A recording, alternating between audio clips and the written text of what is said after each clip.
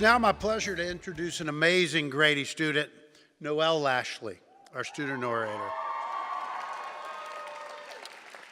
Noelle is a journalism major from Cartersville, Georgia.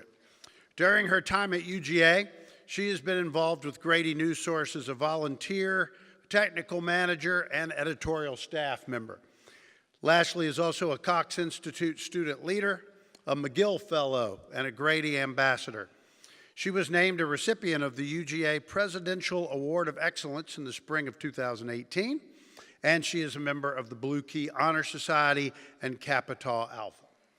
Noelle has created virtual reality journalism stories during the Grady Mobile News Lab, anchored a news source broadcast live from the Georgia State Capitol, co-hosted the lead podcast for the Cox Institute, and, this sounds familiar, Bonnie, drove a 12-passenger van through Atlanta traffic as a project assistant for an international journalism training project.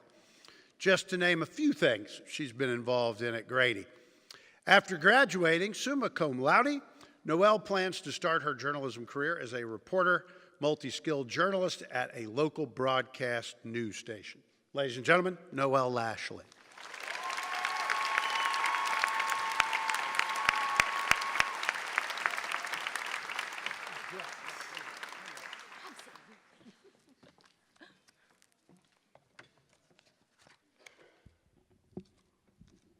Man, I get to work with the best people. I remember the first day I walked into Grady. I was a transfer student, and I did not know anyone.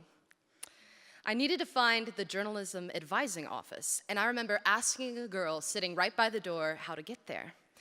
She immediately started packing up her books and her computer, and I was apologizing all over the place, and she told me, no, there's no one flight of stairs that leads to the top of this building, so I'm going to need to walk you there myself. And that was the moment I knew that Grady was going to be an adventure. To say Grady is a learning curve is an understatement. I didn't even know how to set up a camera tripod when I came here. I had no idea what AP style was, and I look back at my work from the beginning of my time, and I want to write a sincere apology letter to every professor who had to grade it, but I made it through. I got over gasping like a goldfish in terror whenever Professor Hazinski or Professor Cantrell would talk to me in the News Source newsroom. I remember deciding that I wanted to be Dr. Herndon's student, so I marched right up to him and I introduced myself. I ran after Professor Johnson in the hall and told him I was going to be in his class and he'd better get ready.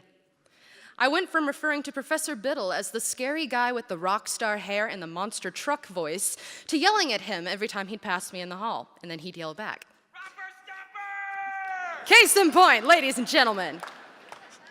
Every time I saw an open door, I would walk through it, say hello, and talk with the amazing people who taught me something new every single day. I volunteered for News Source, and I remember skipping down the sidewalk in front of Grady, just screaming in joy the day that I learned that I was promoted to News Source technical manager. I remember the pride I felt when I made my first video story.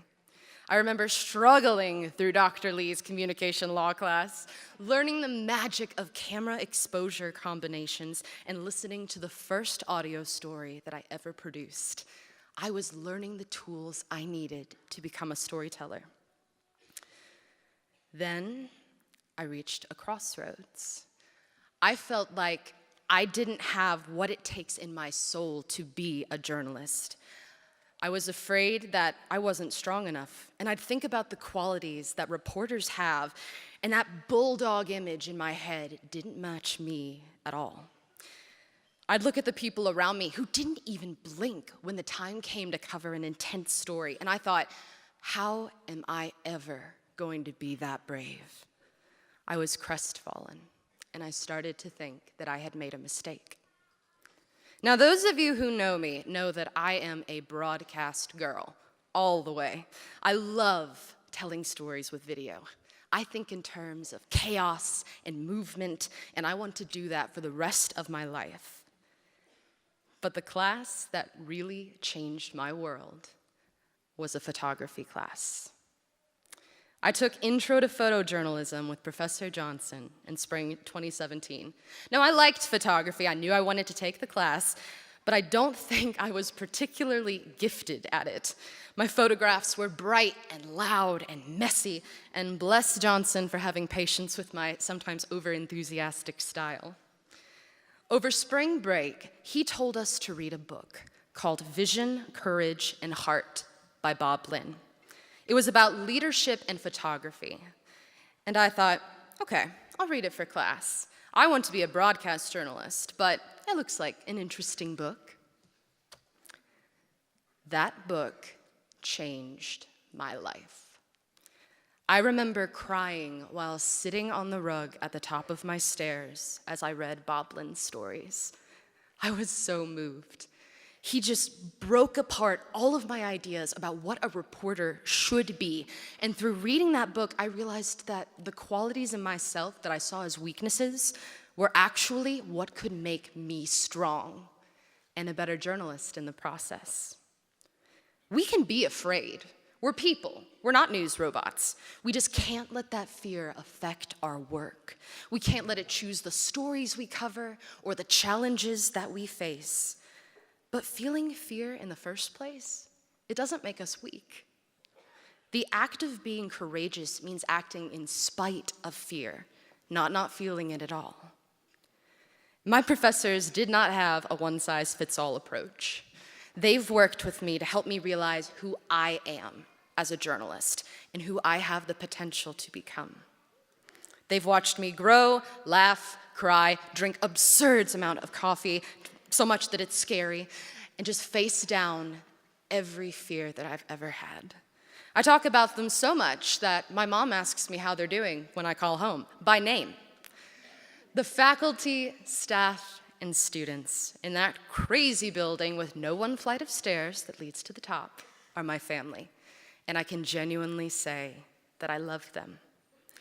I walked into Grady as a terrified student who didn't even know how to set up a camera tripod. Now I leave Grady as a journalist who has found a second family and a second home.